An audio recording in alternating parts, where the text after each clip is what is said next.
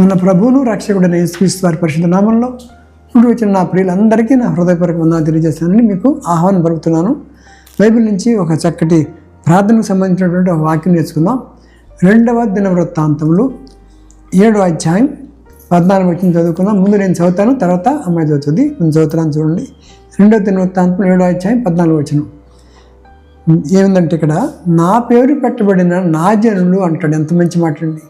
మనం మా బుజ్జి, మా కన్నా, మా చంటిని ఎంత ప్రేమగా పిలుస్తాడు మీ పిల్లల్ని.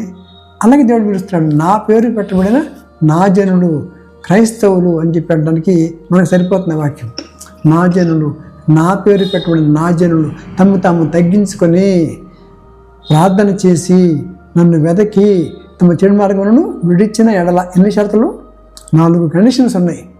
ఎలా బతకాలంటే నా బిడ్డలు తమ్ము తాము తగ్గించుకోవాలి. అంటే ఆయన సన్నిధిలో మనం వణకాల. ప్రభావ మేము మానవులను పవిత్రులు కాదు, మేము నిలబెట్టడానికి మాకు అర్హత లేదు, అయినా మేము వస్తున్నాం నీ ప్రేమను బట్టి అని చెప్పి తగ్గించుకునే ప్రార్థన దేవుడు అంటాడు. తమ తాము తగ్గించుకొని. 2వది ప్రార్థన. డైరెక్ట్ ప్రార్థన అంటలా. ప్రార్థనలో ఎందుకు జవాబు రావట్లేదంటే తగ్గించుకునే ప్రార్థన లేవు. అందరూ ప్రార్థన చేసుకుంటున్నారు, కానీ కండిషన్ ఏంటి? మన కండిషన్ సప్లై అని చెప్పి మనకు మొబైల్లో ఇవన్నీ బాగా వచ్చి, కానీ బైబిల్ అర్థం కాదు. షరతులు ఏంటంటే తమ తాము తగ్గించుకొని ప్రార్థన చేసి నన్ను వెతకంటే వాక్యం చదవాలి. నన్ను వెతకి 4 తమ చెడు మార్గములను విడిచిన ఎడల. ఇది షరతులు. ఇవన్నీ చేసి అని ఈ ఆఖరి పాయింట్కి ముందు పెట్టుకుంటుంది.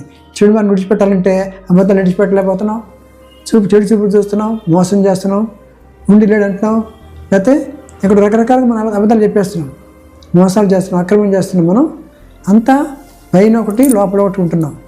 కాబట్టి 4 పాయింట్లు కనుక చేస్తే ఆయన 3 షరతులు చేస్తాడు, 3 పనులు చేస్తాడు. ఎన్ని పనులు చేయాలి? మనం 4 పనులు చేయాలి. ఏంటి? తమ తాము తగ్గించుకొని ప్రార్థన చేసి నన్ను వెతికి నువ్వు చెడు మార్గములను విడిచిన ఎడల. ఇది షరతులు. ఇప్పుడు ఆయన 3 మెట్లు దిగి వస్తాట. 4 మెట్లు ఎక్కెళ్తే నువ్వు ఆయన 3 మెట్లు దిగి వస్తాడు. పైనుంచి దేవుడు ఏమంటున్నాడు? నేను ఆకాశం నుండి వారి ప్రార్థన విని. ఎక్కడి నుంచమ్మా? మనం చేసే ప్రార్థన ఆకాశం వెళ్ళిపోద్దట. ఆకాశం నుండి వారి ప్రార్థన విని వారి పాపమును క్షమించి వారి దేశమును స్వస్థపరచెదను. ఇదే ఎంత మంచి మాట చూడండి. ఇలా నేర్చుకోవడం ఈజీ. మొత్తం 7 పాయింట్స్ ఉన్నాయి. 4 పాయింట్స్ మనం ఎక్కి వెళ్తే 3 మెట్లు దిగి వస్తున్నాడు ఆయన.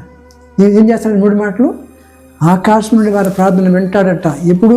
ఈ 4 షరతులు చెప్పి వింటే దీని ప్రకారంగా నువ్వు ప్రార్థన చేస్తే నీకు ఆయన దిగి వచ్చి ఆకాశం నుండి వారి ప్రార్థన విని వెంటనే వారి పాపాలు క్షమిస్తాడు. ఎంత మంచి మాట అండి.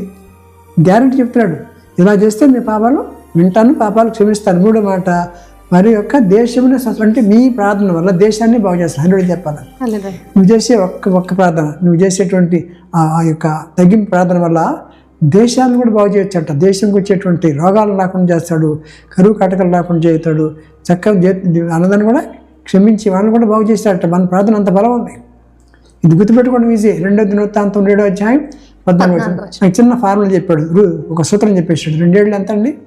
14. అంతే ఈజీ. 2 ఏళ్ళు వారానికి 7 రోజులు కదా, 2 వారాలు గుర్తుపెట్టుకోండి. 2 ఏళ్ళు 14 రోజులు వచ్చేస్తుంది. ఇక్కడ ఇంకా నేర్చుకోదలుచుకుంటే మీకు నిజంగా ఆశ ఉంటే we should have a burning desire. వాక్యం పట్ల మంటలు మండి ఆసక్తి మనకు ఉండాలి. లేకపోతే బైబిల్ ఇది చూద్దాం ఒకసారి. ఏ పేజీలో ఉంది మాట? 365. అంటే రోజుకి, సంవత్సరానికి ఎన్ని రోజులు? 365. అంటే అది కూడా చెప్తుంది. అంటే బైబిల్ వాక్యం మాట్లాడుతున్నాయి కాదు, పేజీ మాట్లాడుతుంది కదా. అది మనం పట్టించుకోవాలి. పేజీలు ఎవరు పట్టించుకుంటారు? ఎవరు పట్టించుకోవాలి? మీరు పేజీలు చూడాలి. ఇక్కడ గమనించినట్టే 365 డేస్ ప్రతిరోజు ఈ ప్రార్థన చేయాలి.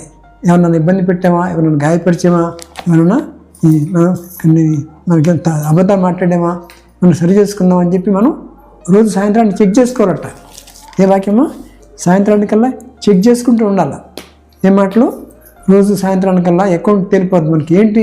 నువ్వు ఎవరైనా బాధ పెట్టాను, నన్ను క్షమించయ్యా, నోరు జారాను, లేకపోతే నేను అబద్ధం చెప్పాను, నేను వాళ్ళని కోపడ్డాను అని చెప్పి మనం క్షమాపణ అడగాలంట. సాయంత్రాన్ని చెక్ చేసుకోవాలి. ఎందుకు? 365 డేస్ రోజు ఈ పని చేయాలి. గుర్తుంటారా? మర్చిపోలేదు. ఇంకోటి ఇంకా నేర్చుకోదలుచుకుంటే ఈ 365ని 3 + 6 + 5 ఎంత వస్తుంది? 3 × 1 = 9, 1 × 5 ఎంత? 14 వస్తుంది. అది 14 వస్తుంది. మీరు బైబిల్ ఈజీ అంటారా, కష్టం అంటారా?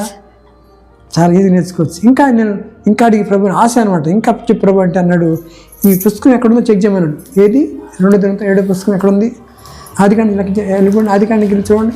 ఆదికాండం 1, నిర్గమకాండం 2. చెక్ చేసి చూస్తారు ఒకసారి. ఆది నిర్గమ ఆది కాండం 1, 2, 3, 4, 5, 6, 7 7 అంకుల్ 7వ రెండో దినవృత్తాంత పుస్తకం ఎక్కడికి వస్తుంది చెక్ చేయాలి. అలా చేయమంటారా? ఓకే. 7, 8, 9, 10, 11, 12, 13, 14 వచ్చింది. ఏమంటారు బైబిల్ని? 14 పుస్తకాలు పెట్టాను రా బాబు, మర్చిపోతారని మీ మతి మరిపోయింది నాకు తెలుసు. ఇంత చెప్పానండి. 365 days ఒక రకం.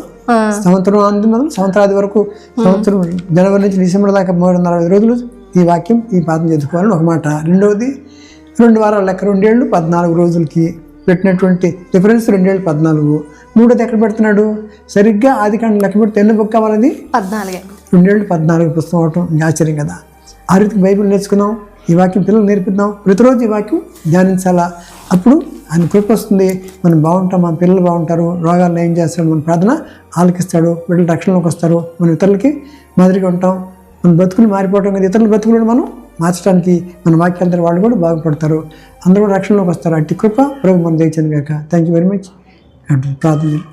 ప్రార్థన చేసుకున్నాను. ప్రేమ కలుగుతా అండి గొప్పదేవి, నీ పాదాలు స్తోత్రాలు. 2వ దినవృత్తాంతం పుస్తకం 7వ అధ్యాయం 14 వచనం మీరు ఎంతో చక్కగా చెప్పారు. 365 days కూడా చదవమని చెప్పి పేజీ కూడా 365 365 పేజీలు పెట్టడం ఎంత ఆశ్చర్యం ప్రభు. నువ్వు ఆశ్చర్యకరుడే.